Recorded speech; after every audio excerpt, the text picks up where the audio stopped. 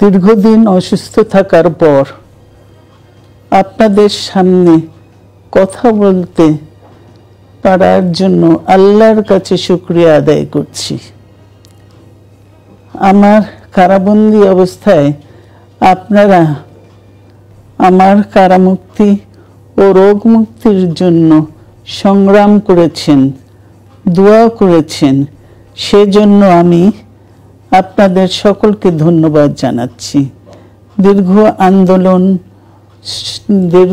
আন্দোলন সংগ্রাম ও ত্যাগের মধ্য দিয়ে আমরা ফ্যাসিবাদী অবৈধ সরকারের কাছ থেকে মুক্তি পেয়েছি। আমি আন্তরিক ধন্যবাদ জানাতে চাই আমাদের বীর সন্তানদের, যারা মরণপণ সংগ্রাম করে এই অসম্ভবকে সম্ভব করেছে। শত শত শহীদদের জানাই শ্রদ্ধা।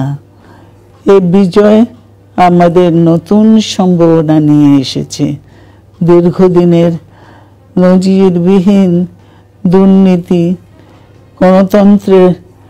গণতন্ত্রের ধ্বংসের স্তূপের মধ্য থেকে আমাদের নির্মাণ করতে হবে এক সমৃদ্ধ বাংলাদেশ। ছাত্র তরুণরাই আমাদের ভবিষ্যৎ। তারা তরুণরা এই যে স্বপ্ন নিয়ে বুকের রক্ত ঢেলে দিয়েছে, সেই স্বপ্ন বাস্তবায়নে করতে মেধা, যোগ্যতা, জ্ঞান ভিত্তিক গণতান্ত্রিক বাংলাদেশ গড়ে তুলতে হবে। শোষণহীন সমৃদ্ধ বাংলাদেশ। সকল ধর্মের গোত্রের অধিকার নিশ্চিত করতে হবে।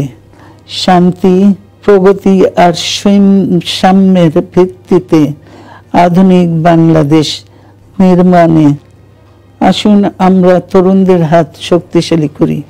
ধ্বংস নয়, প্রতিশোধ নয়, প্রতিহিংসা নয়, ভালোবাসা, শান্তি ও জ্ঞান ভিত্তিক সমাজ গড়ে তুলি। আল্লাহ হাফেজ। বাংলাদেশ জিন্দাবাদ।